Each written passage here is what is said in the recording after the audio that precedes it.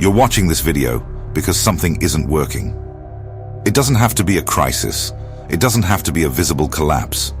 It might just be that constant pressure of knowing you should be further along than you are. That the effort you put in isn't converting into the results you deserve. That there's a version of you you can clearly imagine, in detail, but that always stays a few steps ahead. Always just out of reach. That feeling has a name, and it's not lack of discipline. Before we go any further, I need to ask you something unusual. Don't just watch this video, observe how you watch it. Notice if at any point you feel the urge to skip ahead, check your phone, or agree quickly without really stopping to absorb what was said. That impulse, that automatic reflex of surface-level processing, is exactly the mechanism we're here to dismantle. The exercise starts now, not after the video ends. By the end, you'll have a complete protocol in your hands. Not a list of tips. Not 3 morning habits of successful people. A structured method, grounded in behavioral neuroscience and applied psychology, that attacks the problem at the root, not the symptoms. But to get there, we first need to be honest about what the problem actually is. The answer is going to be different from what you expect. There's a study that has stayed with me since the first time I read it. In 2011, neuroscientist Judson Brewer at Yale University ran a series of experiments with chronic smokers who wanted to quit. The control group used traditional methods: willpower, behavior substitution, nicotine. The experimental group used something radically different: just observation. They were instructed to smoke, but to pay full attention to the act while doing it. To feel the real taste of the cigarette, the burn, the texture of the smoke in their throat. No prohibition, no punishment, just awareness. The result? The experimental group had a quit rate 4 times higher than the control group. 4 times. Without willpower, without restriction, just attention. What Brewer discovered, and what decades of behavioral psychology research confirms, is that human behavior isn't governed by logic. It's governed by loops. A trigger fires a behavior that produces a reward, and the brain learns to repeat that cycle automatically without consulting your conscious mind. Charles Duhigg, in The Power of Habit, describes this with unsettling precision. What you call a choice, most of the time, is the automatic replay of a pattern that was recorded without your permission. The analogy that makes this visible is this. Imagine a dirt road you drive every single day. Over time, the wheels carve a groove, a rut. After months, that rut is so deep, the car begins to follow it on its own. You don't need to steer. The rut does the work for you. Now imagine you decide to change direction. You turn the wheel, but the rut pulls you back. You need active force to break free, and the longer you've been in it, the deeper it goes. That's your brain. Those are your patterns. The problem isn't that you're weak. The problem is that you're trying to escape a deep rut using only the strength of your hands on the wheel, without understanding how deep it is, without understanding how it was formed, and without a strategy to build a new one that eventually becomes more natural than the old. Neuroscience calls this activity-dependent neuroplasticity. In plain language, the brain changes through what you practice, not what you decide. Intention without practice doesn't build a new groove. It just creates frustration with the old one. And here's what nobody tells you with enough honesty. The environment you live in was designed, not out of malice, but out of economic logic, to keep you inside the grooves that are most profitable for other people. Notifications, algorithms, instant rewards, a single tap away. You're not failing because of a lack of character. You're trying to climb a mountain while something invisible pulls your feet down. And the more you blame yourself without understanding the system, the more energy you waste in the wrong place. You are not the problem. The architecture around you is. The difference between this video and most content about behavior change is straightforward. Most of it works on the surface. Motivation, discipline, morning routines. this video works on the structure. Not on what you do, but on the terrain where you try to do it. Not on willpower, but on the environment that either destroys it or preserves it. Not on the final goal, but on the system that makes the goal a natural outcome instead of a daily battle. What follows is a 3-layer protocol. The first layer works the external environment. The second, the core practice, the fundamental skill everything else depends on. The third, the moments between practices, which is exactly where most people lose everything they've built. This is not a hack, it's engineering. The first thing you need to understand about behavior is that it doesn't happen in a vacuum. It happens in a context, and context determines behavior with a consistency that makes us uncomfortable when we fully understand it. B.J. Fogg, researcher at Stanford and author of Tiny Habits, spent decades studying how people change. The central conclusion of his research: behavior is a function of motivation, ability, and trigger. When a behavior doesn't happen, the most common mistake is to blame motivation. But almost always, the problem is the trigger, and the trigger is directly shaped by the environment. What does that mean in practice? If you want to read more, a stack of books on your phone won't work. But a single physical book on your pillow measurably changes the probability that you read before bed. Not because you became more disciplined, because the trigger became unavoidable and the effort to start dropped to zero. If you want to eat differently, reorganizing what's at eye level in your refrigerator has more impact than any New Year's resolution. Behavior follows what's available, not what you decided. This is what researchers call choice architecture, and you can use it consciously to build an environment that works for you instead of against you. Here's the first structural action. Over the next 30 days, identify the 3 behaviors you most want to eliminate and the 3 you most want to cultivate. For each behavior you want to eliminate, increase friction, put physical obstacles between you and the trigger. For each behavior you want to cultivate, reduce friction to a minimum. Make starting so easy that refusing feels absurd. You will feel resistance here. It will come disguised as logic. It will say this is too simplistic, that your problem is more complex than the position of an object on your desk. That resistance is the old groove defending itself, because it knows that if the environment changes, it loses relevance.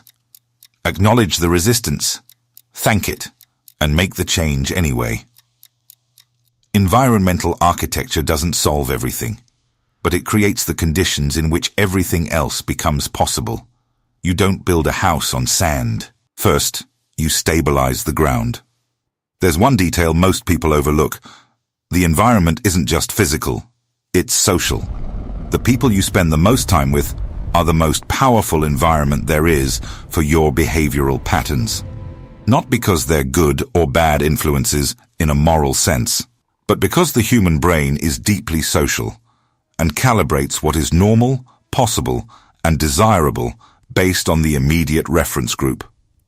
If everyone around you thinks it's normal to spend 3 hours a day on social media, you'll treat that as normal. If your reference group treats development as a real priority, you'll recalibrate your own standard, naturally, without extra effort. In the first 30 days, alongside the physical restructuring, map your social environment. Not to eliminate people, to consciously increase your exposure to the references that pull you toward where you want to be. Now we get to the center of everything. The practice I'm about to describe is simple in instruction and brutally difficult in execution. Not because it demands much time, but because it demands that you stay exactly where most people run from. The practice is called radical presence with discomfort. Once a day, at the same time, because consistency of context accelerates habit formation, you sit down, chair, spine straight, feet on the floor, no music, no podcast, no phone, nothing. You set a timer. First week, 5 minutes. Second, 10. Third, 15. Fourth, 20. You never go beyond 20 minutes in this practice. The intention isn't meditation in the spiritual sense, it's training tolerance for internal discomfort. During that time, you don't try to stop thinking. You observe what you think. You notice the impulses that arise. Check the phone, stand up, do something productive. And you stay. Just stay. The critical moment happens between minute 2 and minute 5, almost every time. The discomfort rises. The brain starts producing arguments for you to stop. This isn't working. I'm wasting time. I could be doing something useful. These arguments are convincing. They're articulate. They are completely false. That critical moment is the practice. The exact instruction for that moment is this: don't fight the impulse. Name it. Say internally, without drama, "This is the impulse to escape." Then observe it as if it were an object outside of you, not you. A sensation passing through you. What happens when you name an impulse, instead of resisting or surrendering to it, is neurologically specific. Research by Matthew Lieberman at UCLA shows that naming an emotion activates the prefrontal cortex and reduces activation of the amygdala, the brain's stress response center. In plain language, naming what you feel literally reduces the intensity of what you feel, not metaphorically, neurochemically. The sequence is: impulse arises, you name it, you observe it, you stay. In the first week, 5 minutes will feel long in the final 2. In the 4th week, you'll notice something that didn't announce itself. The impulses still arise, but your relationship with them has changed. They no longer carry the same commanding force. You begin to see the space between the trigger and the response. Viktor Frankl, psychiatrist and Holocaust survivor, described this with a precision no neuroscience has surpassed. Between stimulus and response, there is a space. In that space is our power to choose our response. In our response lies our growth and our freedom. This practice is the training of that space. The progression across weeks isn't just about time, it's about depth. In the first 2 weeks, the goal is simply to stay. In weeks 3 and 4, to observe the patterns of impulses, when they arise, with what intensity, what they're asking for. In weeks 5 and 6, to begin identifying the underlying emotional pattern, what the impulse is trying to protect you from feeling. Almost always, the impulse to escape isn't fleeing boredom. It's fleeing something heavier, the feeling of inadequacy, the anxiety of not knowing whether you're capable, the unprocessed grief of previous versions of yourself that didn't work out. The automatic behavior was the medication. The practice removes the medication and lets you see what was being treated. That's not pleasant, but it's the only path to treating the cause instead of suppressing the symptom indefinitely. Now comes the part most protocols ignore completely. What happens outside the practice? You can do 20 minutes of radical presence every day and destroy all of it in 48 seconds of unreflective surrender to a trigger. Not because you're weak, but because the moments outside the practice are where the old groove has the most advantage. You're tired, distracted, outside the context the practice creates. These moments have a predictable structure. First comes the trigger, something in the environment or an internal sensation. Then comes the window, a short period between 3 and 7 seconds, where you still have conscious choice.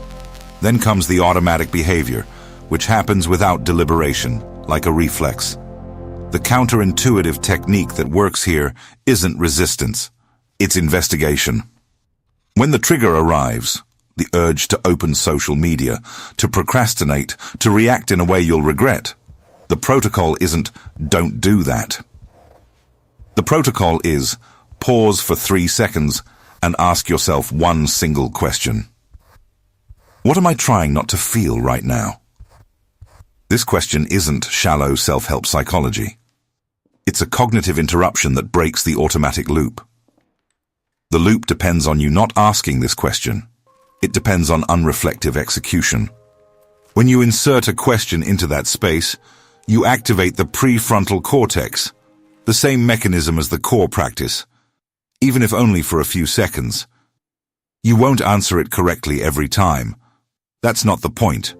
What matters is the pause, that you didn't surrender on autopilot. Even if after the pause you still give in, that is progress. Because the pause, repeated, gradually widens the window of choice. The discomfort outside the practice has a specific texture that deserves honest description. It's physical. A pressure in the chest, a restlessness in the hands, a slight quickening of breath. The body wants discharge, release, relief. And that relief is one tap away at all times, in any pocket. What exists on the other side of that discomfort isn't euphoria. It isn't dramatic liberation. It's something quieter and more lasting.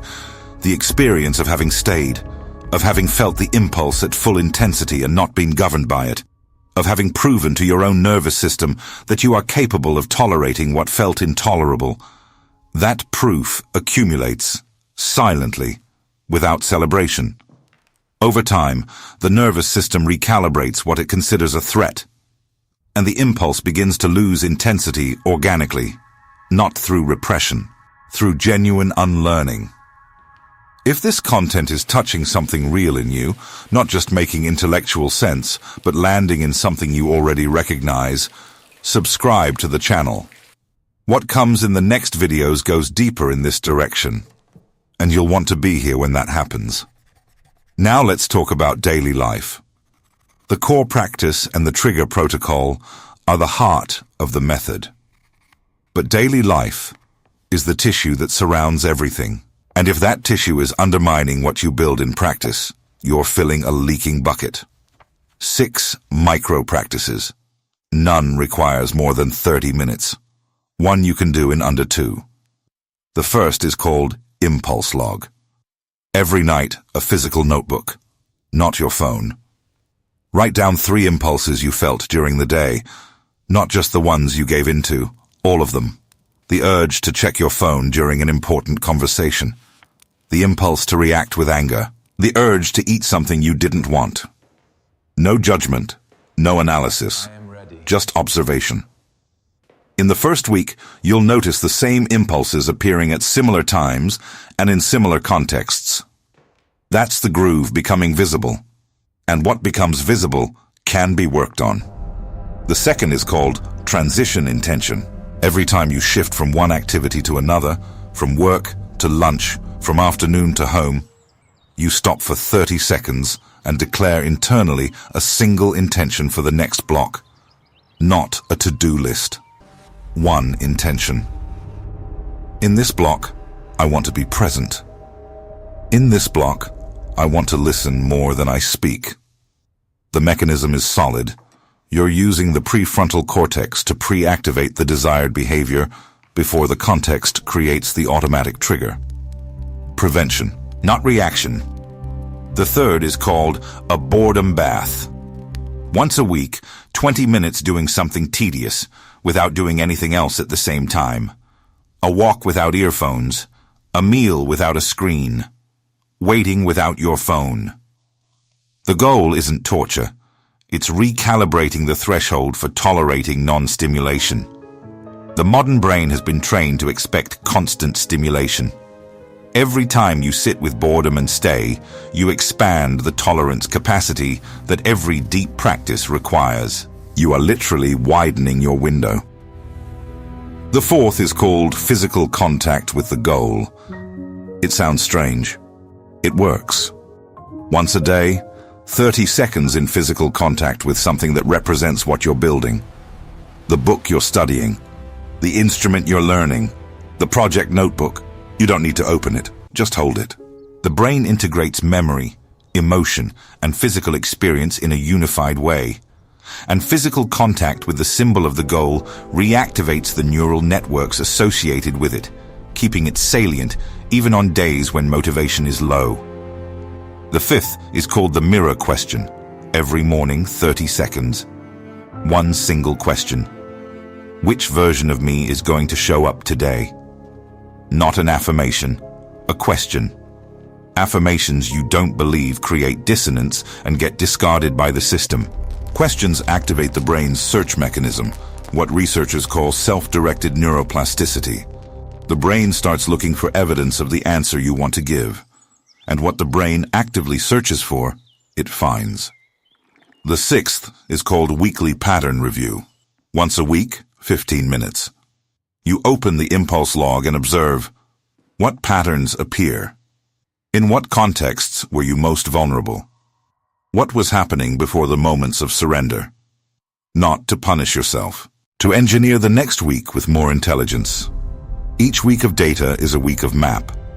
And with a map, you're no longer operating in the dark. We've reached the end. And I could list everything that was said, the 3 layers, the 6 habits, the steps in sequence. I'm not going to do that. Because what you need right now isn't a summary. It's something harder to process than a list. Think about the last time you genuinely changed something in yourself. You didn't plan it. You didn't decide it on a Monday. You changed, for real, in a way that over time made the old behavior stop feeling natural. When you look at that moment honestly, there was something that preceded it. Not motivation, not willpower. A silent accumulation of small pieces of evidence that slowly convinced your nervous system that a new way of being was possible. Not abstractly. For you. That's what this protocol does. It doesn't ask you to transform today. It asks you to accumulate evidence. A 3-second pause, 5 minutes sitting with what's uncomfortable, an impulse named instead of blindly executed, an honest entry in the notebook at night. Each one of those acts is a vote that tells your nervous system, this is the direction. And the nervous system, given enough consistent votes over time, recalibrates what it calls normal. The real problem was never that you didn't know what to do.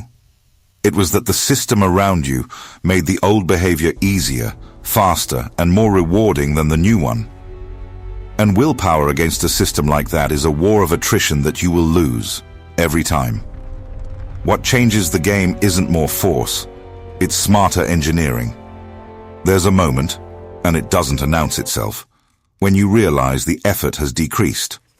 That what was once a daily battle has started to just be what you do. That the identity you were trying to reach is becoming the identity you inhabit.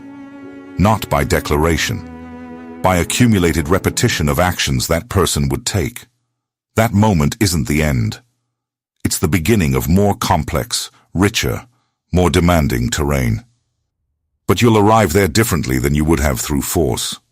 You'll arrive with a nervous system that has learned to tolerate discomfort without fleeing, to observe impulses without being governed by them, to build in silence without needing external validation to continue. And that difference between arriving exhausted from battle or arriving with your capacity intact for what comes next is the difference between a change that lasts and one that was just another chapter in the long story of abandoned beginnings. You don't need more motivation. You need a better system than the system that's keeping you where you are. And now you have one.